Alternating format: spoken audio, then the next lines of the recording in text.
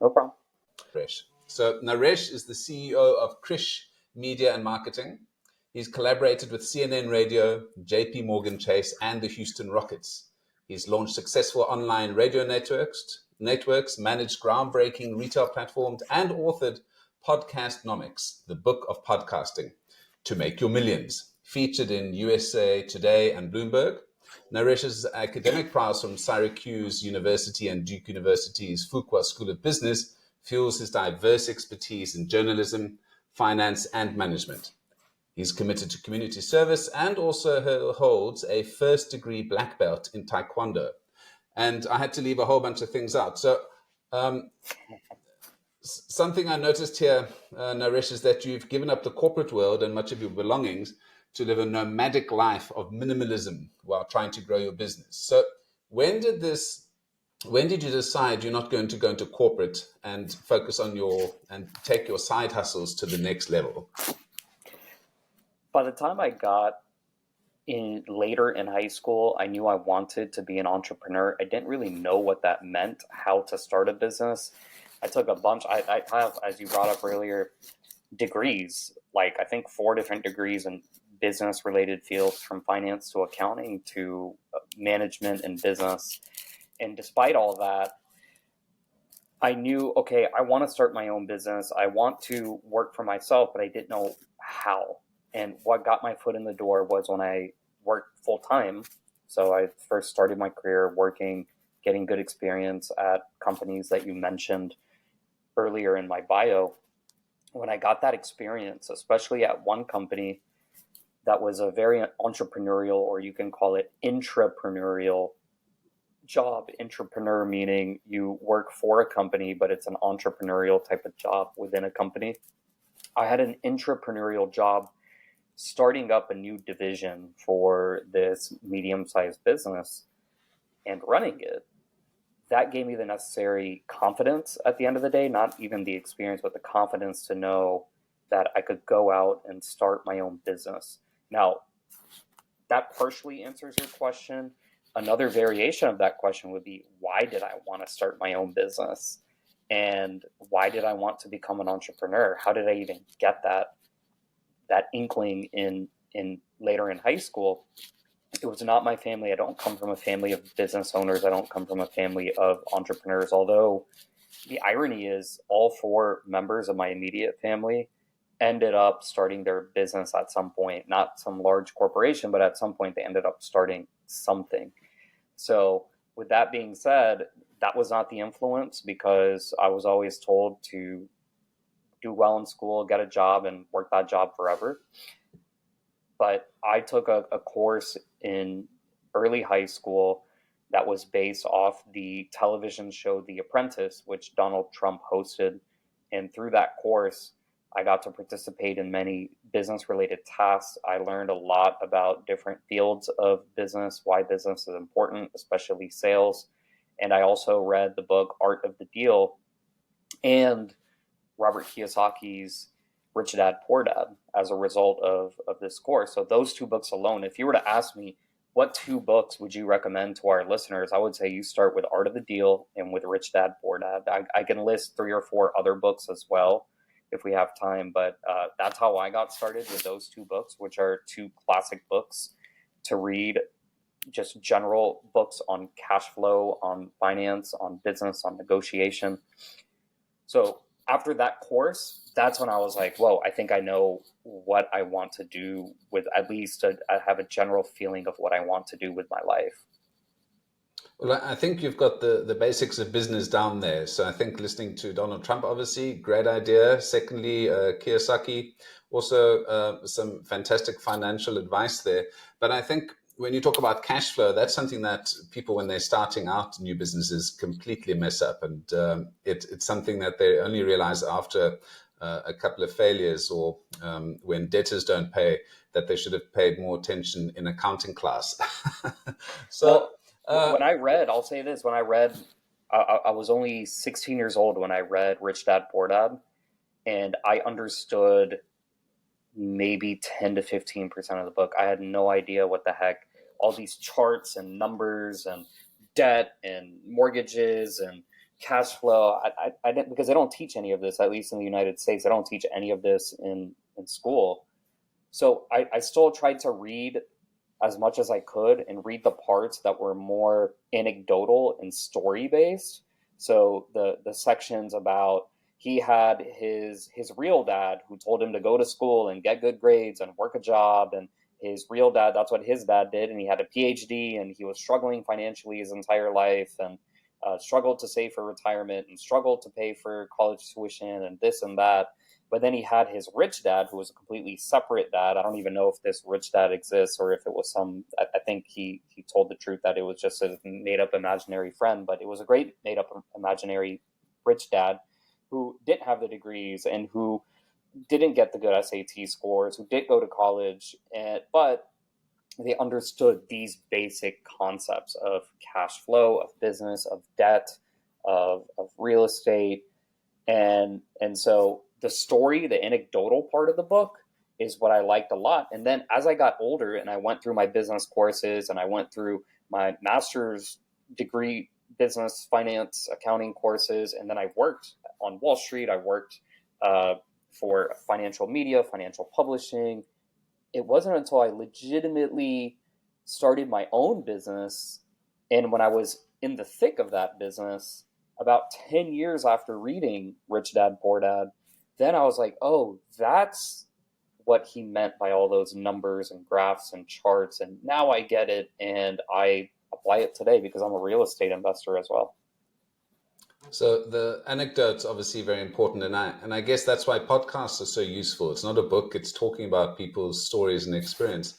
And talking about podcasts, you got on that bus quite early, because I see in 2014 you wrote your one of your first books, which is Podcastonomics, the book of podcasting, how to make your millions. So you were quite early in the podcast field. So you probably missed out. You were too early to become a Joe Rogan, but were obviously had the had the right idea. Talk to us a little bit about what folks can expect from that book, and I suppose what all podcasters ask: how do you monetize a podcast?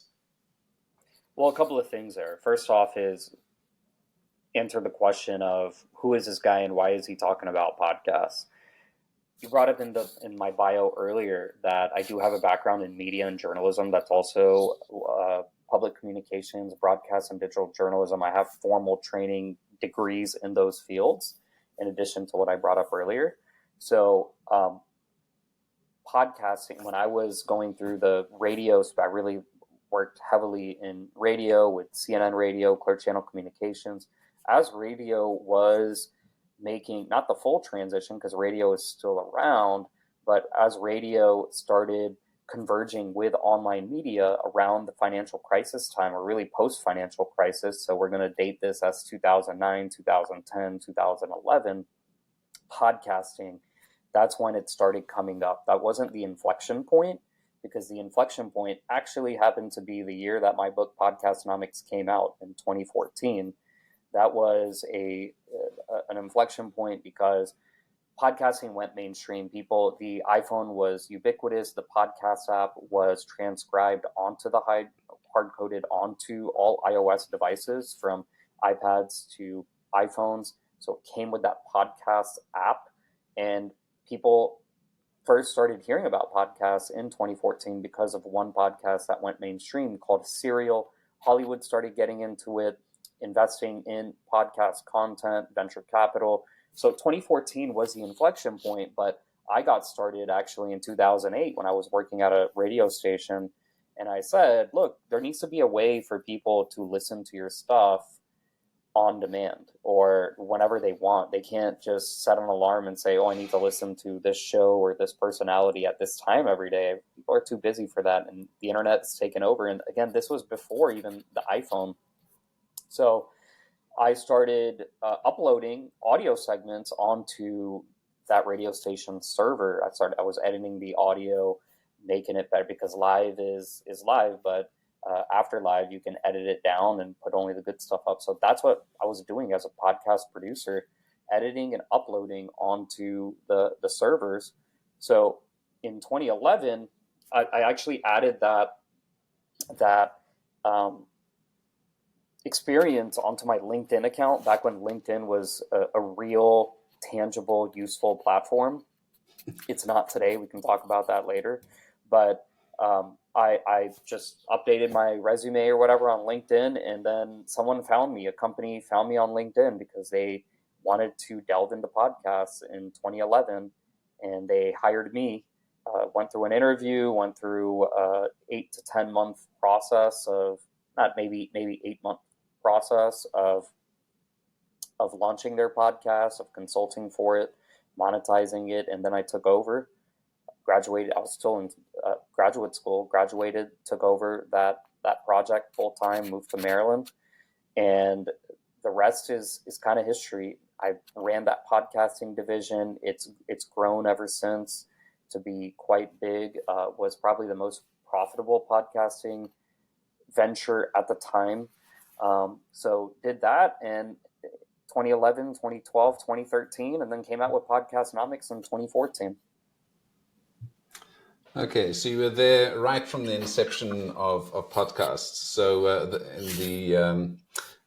in the primal days of podcasting.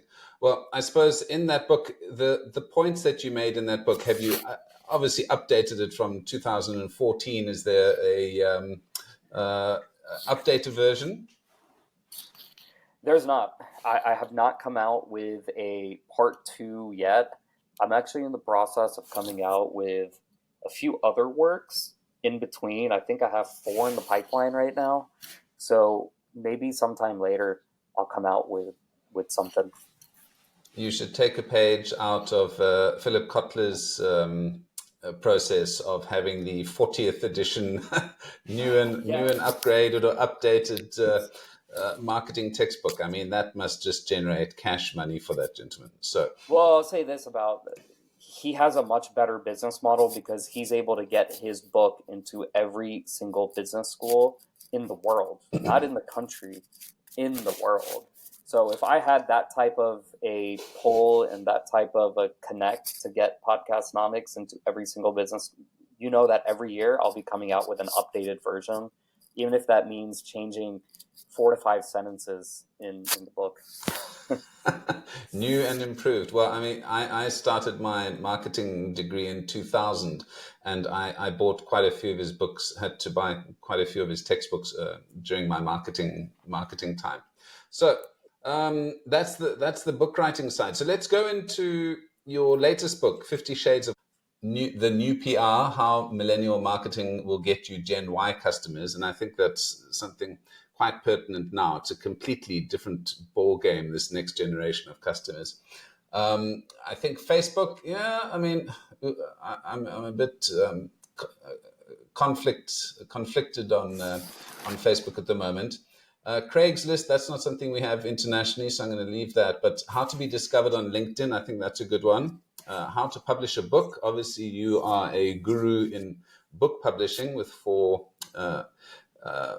on the line, and I suppose you can discuss with us the difference between self-publishing and going through a larger publisher.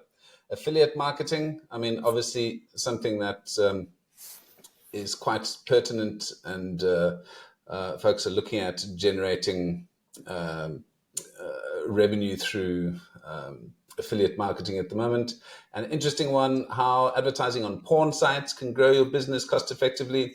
And that's a funny one because I've had 1 or 2 chats with other affiliate marketers, and I've actually spoken at a conference which does affiliate marketing on porn sites and that. And it's a big business. It's a taboo business, but it's a business that generates significant money along with FX trading companies as well. So when you built this book, 50 Shades of Marketing, let's just first talk about the title and whipping your book into shape. Sort of, let's talk about the title and what prompted you to write this book, Naresh.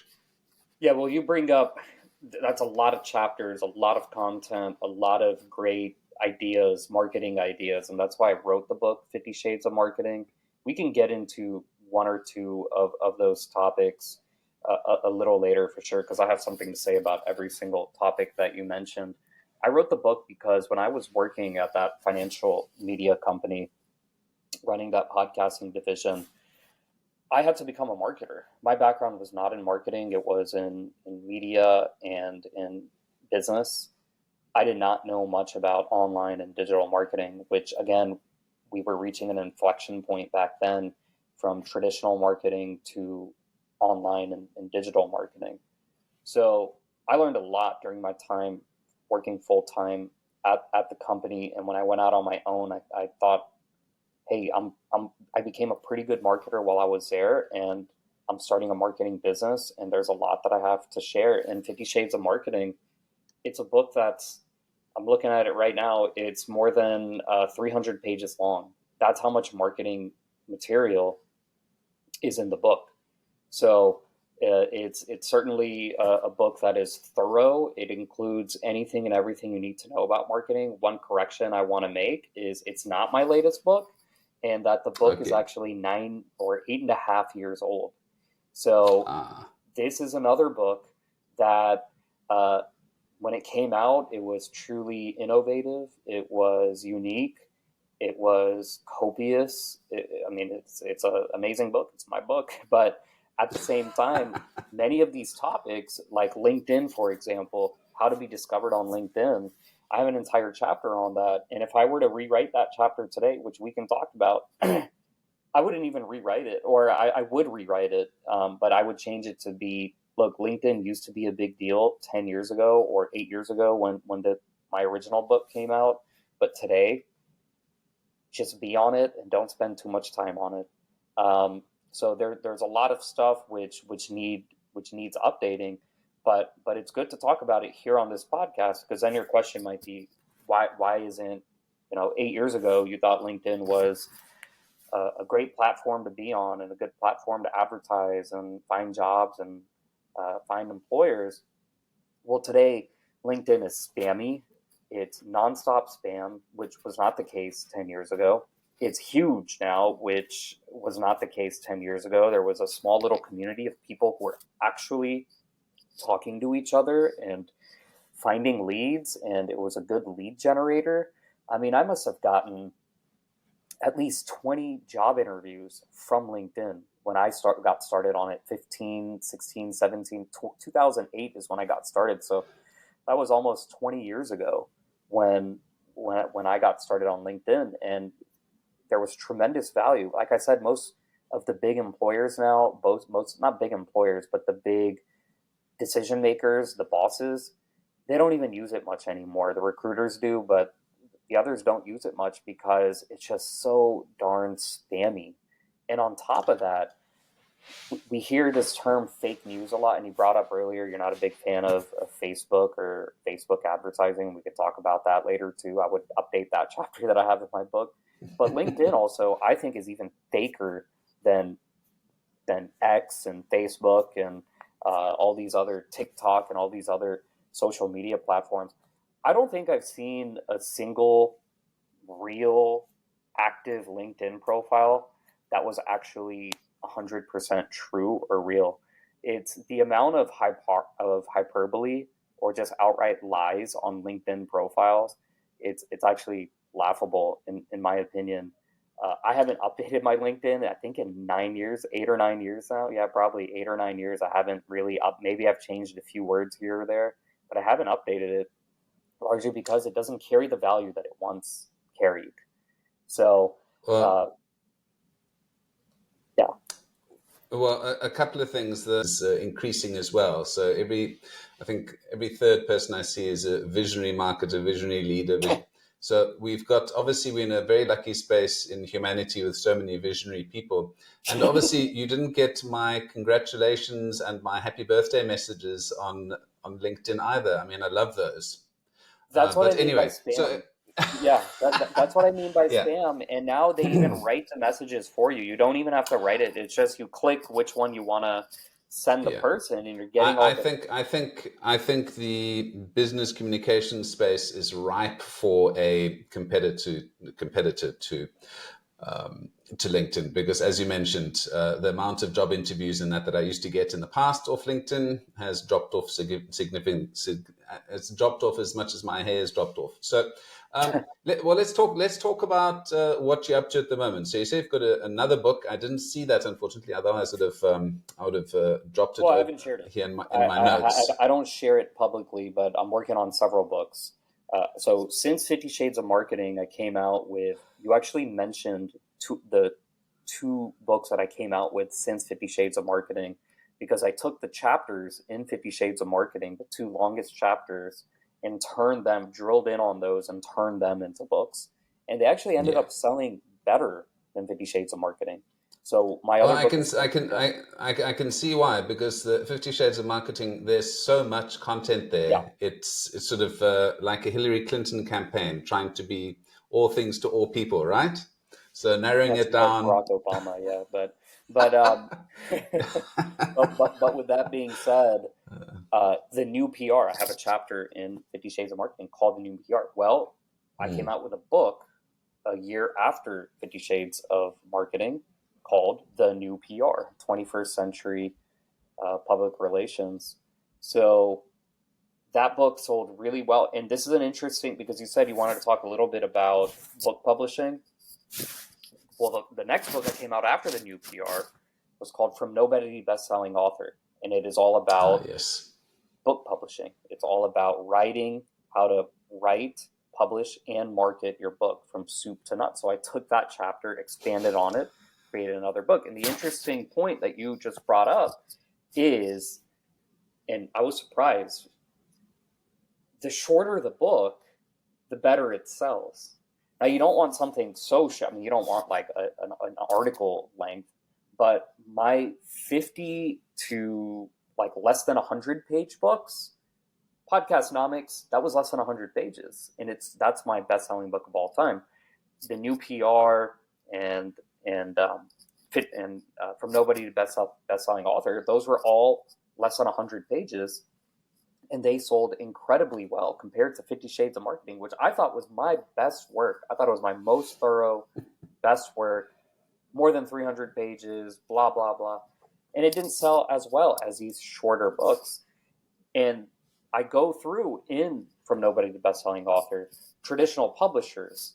Traditional publishers need a book to be long enough so that the book has a spine. Because when a book has a spine, then they can put it on a shelf.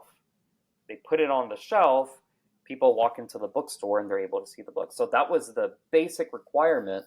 But the game has changed so much today. Like I just mentioned, it's actually the shorter, the better. So your sweet spot is around 50 pages. That's the sweet spot. Surprisingly, a lot of people don't know that, and they don't even bother writing their inner book because they say, "Oh, I can't write 300 pages or 200 pages. No publisher is going to look at me." So my book, From Nobody to Best-Selling Author, goes into those details. So quite a lot of content there. Yeah, I was looking at the chapters and thinking each of these are literally a book. So that was your starting point. You've got your 20 pages each on that, and you can take it from there. So what's next for Naresh? So as we're closing off, so what's keeping you busy at the moment? You spoke about property investment and so on. So what is next for Naresh? I'm still running my business, Krish Media and Marketing. It's a full-service online and digital media and marketing company agency. So still doing that, going pretty well. Offer pretty much every service imaginable in the digital marketing space, from search engine optimization to reputation management to design work, back-end development, lead generation, email marketing, social media, copywriting, you name it. It's all, everything that's in the book we offer as a company. So I'm still running that through Krish Media and Marketing. I worked, because I also have the financial background. Most of my clients when I got started were financial businesses, and I got several real estate clients early on in 2013. And so from 2013 to 2016, while I was helping those clients on the digital marketing side, I had to learn a little bit about real estate.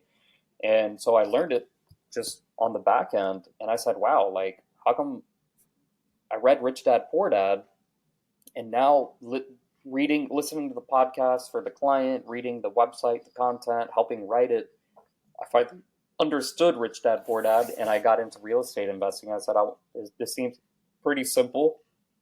2017, I bought my first property, have bought 7 since then. So I'm up to 8 properties, and also do a ton. Now we do a ton of real estate marketing because of my investment experience, and also because of just continue real estate clients coming our way. So what's next for me? Continue running Krish Media Marketing, continue with the real estate investing, helping and working out in the real estate space. Like I mentioned earlier, I am working on my next 3 or 4 books. Some of them are not even business based. They're based on parent. I'm a stay-at-home parent as well. So stay at home in the sense of I work from home. I have my own podcast now called The Work From Home Show. And we talk a lot about, hey, how can you run a business from home while taking care of your kids? Now, I have very young kids, so the idea of taking care of your kids is still relevant because neither of my kids go to school yet. So that's an important topic, and I'm working on something with that. So there's a lot in the pipeline. So soundproof rooms are a necessity. Well, you lose the realness if you soundproof the rooms. So in our podcast, for example, there's no soundproofing. You'll see a kid, flying over my shoulder sometimes, or hear the kid in the background. So that's an important part of parenting. And look, from not just parenting, but running a business, because my clients know how my setup is. I don't try to hide it.